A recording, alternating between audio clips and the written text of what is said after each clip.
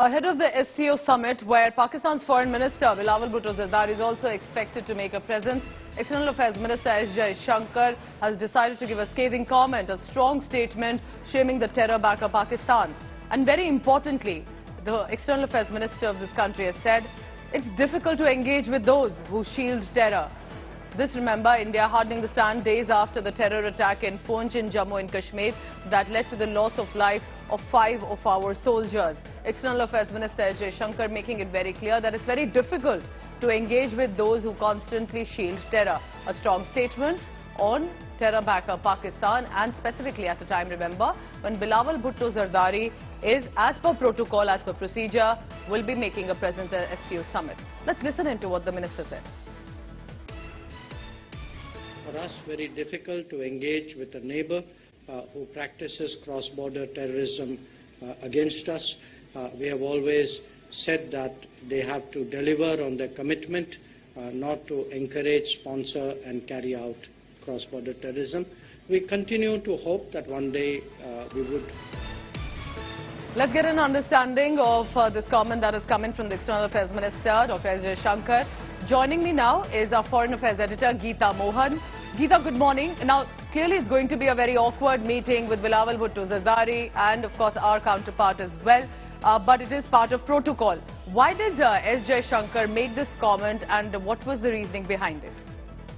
Well, Pooja, the Shanghai Cooperation Organization, which is a baby of Russia and China, yes. When Pakistan and India wanted to enter, they were made very clear that a bilateral strife between the two countries should not hold Shanghai Cooperation Organization to ransom, and that's what is happening over here. Irrespective of the troubles, the two sides have to come. They are not downgrading it by sending junior ministers. So we're looking at high-level visits, but India stands very clear that talks and terror can't go together.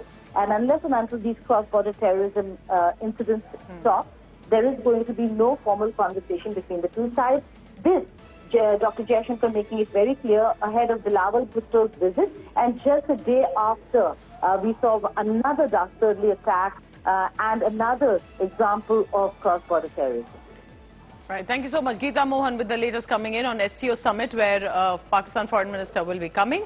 And already External Affairs Minister of our country saying it's very difficult to engage with those who are shielding terror. Here's what the minister said. Let's listen in again. It's for us very difficult to engage with a neighbor who practices cross-border terrorism against us.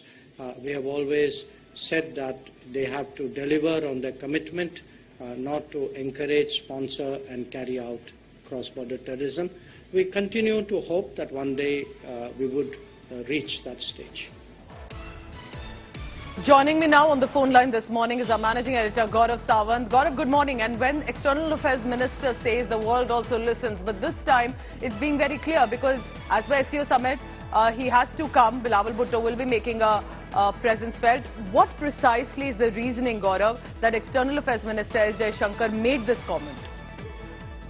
So the External Affairs Minister is stating India's policy when it comes to Pakistan's cross-border terrorism. Yes. You'd recall Prime Minister Narendra Modi has repeatedly said, "Goli bari ke beech baatcheet sunai nahi deti." And this has been India's stand, that Pakistan has to rein in terrorists like Hafiz Mohammed Saeed, Masood Azhar, that Maulana of terror. And you'd recall the 1993 blast accused Dawood Ibrahim Kaskar continues to live and flourish in Pakistan. So Sayyid Salahuddin of Hizbul Mujahideen, Dawood Ibrahim of D Company, Hafiz Saeed of Lashkar-e-Taiba, Masood Azhar of Jaish-e-Mohammed.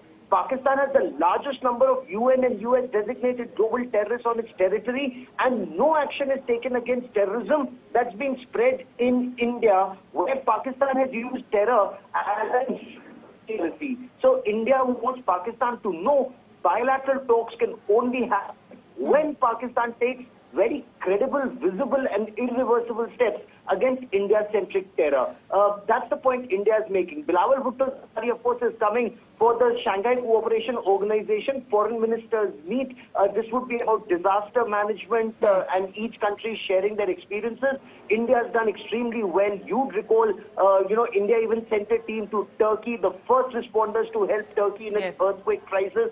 Pakistan, of course, went under when the deluge came in Pakistan. So India will share our best practices with SCO member states, but no bilateral talks with Pakistan till it takes visible, credible steps against terror. So, Gaurav, of course, many would be asking, why do we have to have Bilawal Bhutto Zardari in the SCO summit? If you can also shed more light on that, because he's given some objectionable comments on India, on the Prime Minister. And is that the reason that the External Affairs Minister of our country is making it very clear of what our stand is, so that the people also realize what India stands for?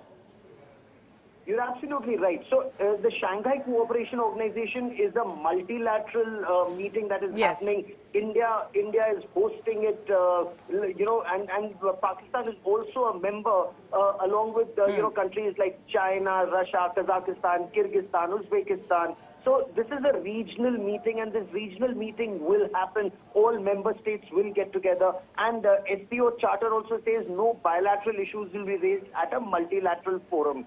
So that is why they're coming to share best practices that all countries can benefit from. But the government is making it is indicating that there will be no bilateral, no pull aside, and no pleasantries exchanged with a state sponsor of terror. Often we talk of Stockholm syndrome, where the victim, becomes very close to the abductor.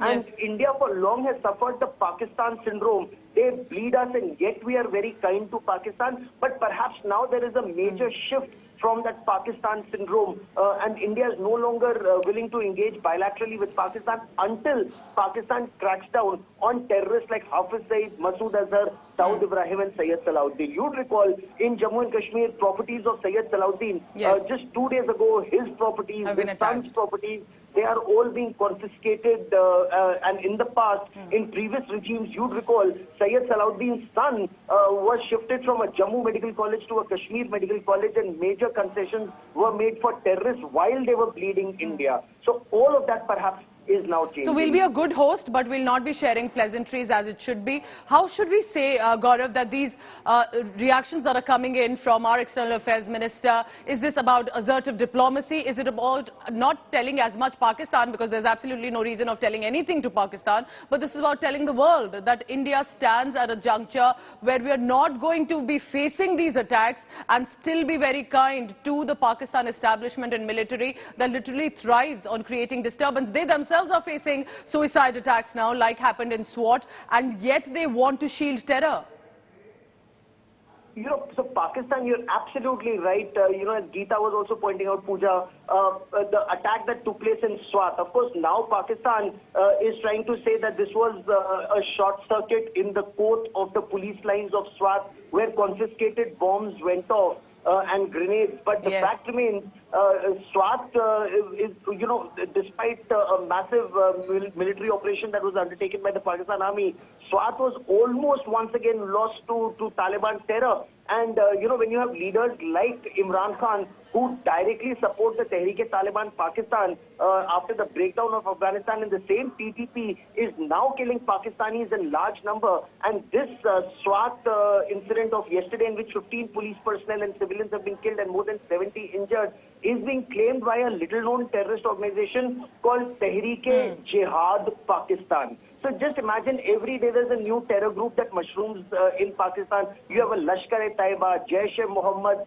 all radical Islamist outfits, and look at the names and how their names come from. Jaish-e-Mohammed, Lashkar-e-Taiba, Tehreek-e-Jihad Pakistan, Tehreek-e-Taliban Pakistan. So all these radical Islamist outfits are in Pakistan, and the Pakistan army and government take no action against them, or selectively take action against them, that India says is not good enough as far as we are concerned. You'd also recall, Pooja, past governments would come under pressure of Western countries Absolutely. and continue to engage with Pakistan. Now the Indian government actually pushes back against the Western governments also and saying, you may like to be a victim of Pakistan's terror. Lashkar-e-Taiba has sleeper cells in the United States, in Canada, in Europe. They are bleeding, and yet they want to engage, but India will not.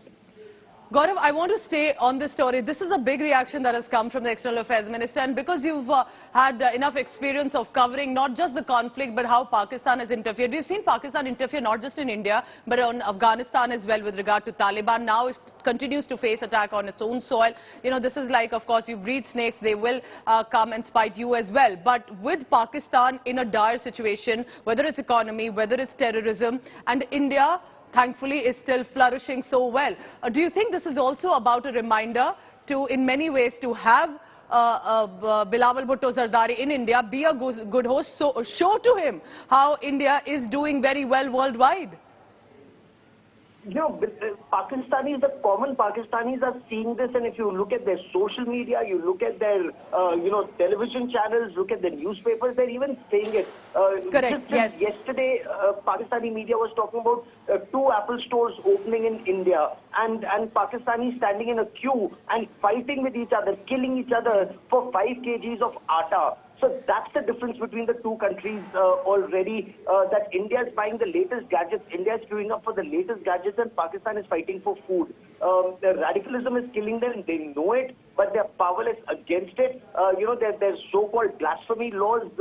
China is the biggest investor in Pakistan, and Chinese nationals are now no longer safe in Pakistan. That a Chinese supervisor had to be airlifted from Khyber Pakhtunkhwa, from Kohistan, Correct, and yes. taken to Abbottabad. So Pakistan is going down the tube and going, it's actually pressed the self-destruct button. Nothing will save Pakistan in a long time. Their army, you'd recall their journalist Hamid Mir was talking about General Qamar Javed Bajwa saying Pakistan does not have money for diesel for their tanks. They cannot fight with India anymore. So while all of this, some of this may be propaganda, some of this is actually true, that Pakistan now is in dire straits, and unless it's bailed out by the IMF, yes. Even Saudi Arabia and UAE are no longer willing to fund Pakistan, and China, when it funds Pakistan, takes away a piece of Pakistan's flesh. It's already taken away major parts of Gwadar, it wants parts of Gilgit and Baltistan. So Pakistan is going down the tube. Not much can say. Very important, Gaurav, and that's why might as well, come to India, host him and show him how a nation is run with political will and people support together. Gaurav Sawant, thank you very much for your perspective coming in. External Affairs Minister S. Jaishankar very clearly stating that of course he'll have to come because he's a part of the SCO summit. So Bilawal Bhutto Zardari will be in India in the month of May in Goa, but it will be very difficult to engage for a country that continues to back terror. Here's what S. Jaishankar said. It is for us very difficult to engage with a neighbor who practices cross-border terrorism against us. We have always said that they have to deliver on their commitment not to encourage, sponsor and carry out cross-border terrorism.